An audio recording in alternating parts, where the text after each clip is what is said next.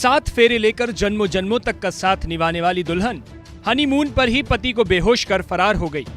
पति को जब होश आया और उसने पत्नी की तलाश शुरू की तो सीसीटीवी में वह अपना ट्रॉली बैग लेकर बस से जाती हुई दिखाई दी।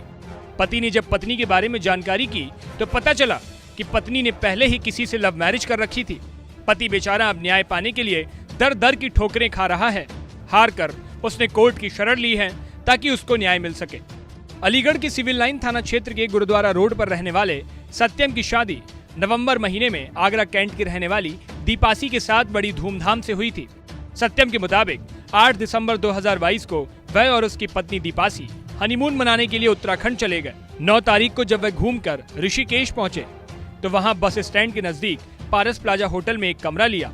पत्नी दीपासी ने उसको चाय पिलाई और चाय में ही कुछ नशे की चीजें दे दी, जिसको पीने के बाद वह बेहोश हो गया।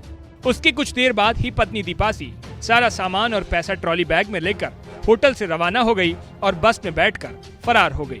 जब हम हनीमून पर गए थे 8 दिसंबर में, तो इन्होंने यहाँ से ही मुझे बेहोश ले जाया गया। मुझे नशे में चाय में कुछ मिलाते दी थी रही। और पहले हम देहरादून पहुँचे। देहरादून पहुँचने के बाद हम मसूरी पहुँचे। वहाँ पे भी इन्होंने बेहोश रखा पूरे रास्ते भर।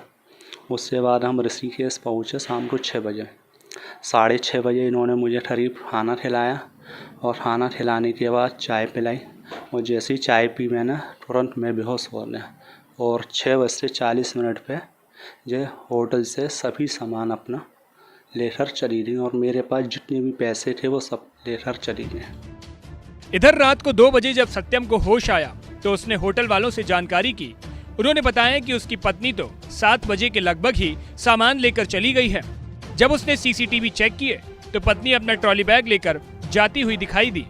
उसने पुलिस को सूचना दी और जब जानकारी हुई तो पता चला कि पत्नी बस में बैठकर दिल्ली के लिए रवाना हो गई। सत्यम ने अलीगढ़ में अपने परिवार को सूचना दी और दीपासी के परिवार को इस मामले के बारे में बताया तो उन्होंने कहा कि अब जो हो गया सो हो गया। उसकी पहले से ही किसी के साथ संबंध है और वह अंशु यादव नाम का लड़का है। वह बहुत बड़ा बदमाश है। अब तुम भी भूल जाओ और हम भी भूल जाएं। हमने नंबर भी दिया था जो हमें पुलिस ने दिया था। उन्होंने बताया ये तो बहुत बड़ा बदमाश है, हम इसका कुछ नहीं कर सकते। आप भी कोई कार्रवाई नहीं करो और हम भी कोई कार्रवाई नहीं करेंगे। पुलिस का ये कहना है? पुलिस ने इनके परिवार था। अच्छा, परिवार का है ना। तो उस नाम वगैरह बताया था इसके पुराने पति का? अंशु यादव इनकी मम्मी जी का नाम था और पुलिस ने CDR रिपोर्ट से नाम अंशु यादव बोला है। इसके बाद सत्यम ने उत्तराखंड पुलिस, अलीगढ़ पुलिस और आगरा पुलिस को लिखित शिकायत दी, लेकिन अभी तक कोई कार्यवाही नहीं हुई है। हार कर सत्यम ने कोर्ट की शरण ली है। अब पत्नी दीपासी ने भी सत्यम पर मारपीट और दहेज उत्पीड़न का आरोप लगाकर उसको नोटिस भेजा है। वहीं सत्यम के पिता ने कहा कि अगर उसे ये शादी नहीं करनी थी तो पहले ही बता देती, हम उसकी मदद कर देते।